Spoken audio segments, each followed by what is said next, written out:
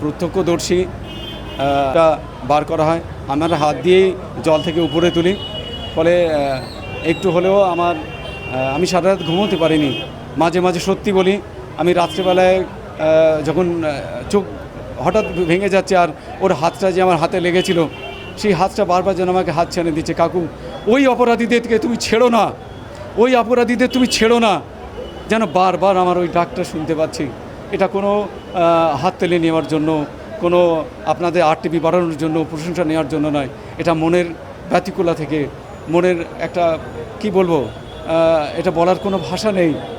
যে তো আমাদের একটাই উদ্দেশ্য, যে ছোট্ট বাচ্চাটি 11 বছর বয়স, তিলে তিলে তাকে যে নির্মমভাবে সারা রাত ধরে তার উপরে প্রাথমিক অত্যাচার চালিয়ে জলের নিচে বস্তাবন্দি করে ডুবিয়ে রাখা হলো।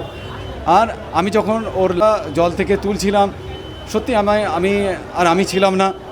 ইভেন এখন যে আমি কথাটা মিডিয়ার সামনে বলার উদ্দেশ্য একটাই, যে সারা ভারতবর্ষ জানুক, আমাদের পশ্চিমবঙ্গ তথা ভারতবর্ষ জানুক, সমাজের মানুষ জানুক, যে আগামী দিন যদি কোনো এরকম ধরনের যাদের মন মানসিকতা, যাদের জানার সুযোগ মন মানসিকতা, যে একটা কচি বাচ্চাকে এরকম নির্যাতন করে তাকে আবার চাপা দেওয়া হয় জলের নিচে, তো তাদের একটাই শাস্তি, সর্বোচ্চ শাস্তি ফাঁসি হওয়া উচিত। আর এই ফাঁসিটা দেখে যেন, যদি সর্বোচ্চ আদালত এই ফাঁসি দেয়, এই ফাঁসিটা দেখে যেন সমাজের আর 5টা বাচ্চা সেফটিতে চলাফেরা করতে পারে। আর ওই দুষ্কৃতীরা ভয়ে আঁতকে ওঠে এরকম অপরাধ করার জন্য, যে না, আমার এরকম অপরাধ আমি যদি করি আমার ফাঁসি হবে। তো এই উদ্দেশ্য নিয়েই আমরা আজকে এখানে একত্রিত হয়েছি। এবং আমরা চাই এই শোকাহত পরিবার, ইভেন আমাদের প্রশাসন তথা শুভেন্দু অধিকারী মহাশয়, আমাদের মাননীয় মুখ্যমন্ত্রী, আমরা সহৃদয় সম্মান জ্ঞাপন করি। এখানে কোনো রাজনীতি নয়, এখানে কোনো দল নয়, এখানে কোনো রং নয়, বর্ণ নয়। কারণ উনি আমাদের রাজ্যের মুখ্যমন্ত্রী।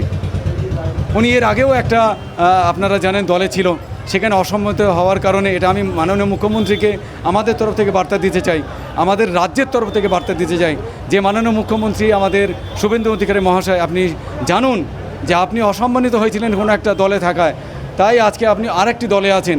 মেবি আগামীতে যদি আপনি এই দলে অসম্মানিত হন, আরও কোনো একটা দলে যাবেন।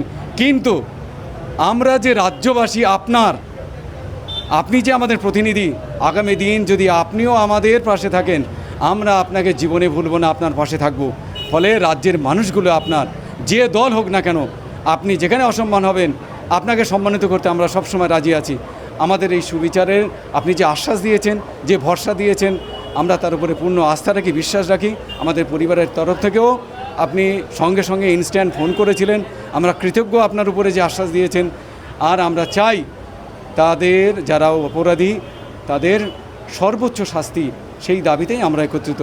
আর এই দাবি, এই যে আমাদের শাস্তি হোক, আপনারা যে মিডিয়া আসছেন, আপনাদের মাধ্যমে আমরা তুলে ধরতে চাই। প্রত্যক্ষদর্শী বার করা হয়, আমরা হাত দিয়েই জল থেকে উপরে তুলি।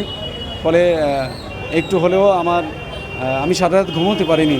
মাঝে মাঝে সত্যি বলি, আমি রাত্রেবেলায় যখন চোখ হঠাৎ ভেঙে যাচ্ছে আর ওর হাতটা যে আমার হাতে লেগেছিল, সেই হাতটা বারবার যেন আমাকে হাত ছেড়ে দিচ্ছে। কাকু, ওই অপরাধীদেরকে তুমি ছেড়ো না, ওই অপরাধীদের তুমি ছেড়ো না। যেন বারবার আমার ওই ডাকটা শুনতে পাচ্ছি। এটা কোনো হাত তেলে নেওয়ার জন্য, কোনো আপনাদের আরটিভি বাড়ানোর জন্য, প্রশংসা নেওয়ার জন্য নয়। এটা মনের ব্যতিকুলা থেকে, মনের একটা কি বলবো, এটা বলার কোনো ভাষা নেই, যে ভাষা হারিয়ে গিয়েছে। তবে একটাই কথা, যে সমাজ, তোমরা জাগো, তোমাদের বাচ্চারাও আগামী দিন এরকম হতে পারে। কোথাও হলে তাদেরকে হয় অন দ্য স্পট পাবলিক মিলে তাদের কোনো এফআইআর হয় না, আর নাইলে সর্বোচ্চ আদালত এরকম আন্দোলনের মাধ্যমে তাদের ফাঁসির দাবিতে আমরাও আপনাদের পাশে আছি, যেভাবে আপনারা আমাদের পাশে আছেন। অবশ্যই চিনি, তারা আমাদেরই এলাকার, এখানে বসবাসকারী।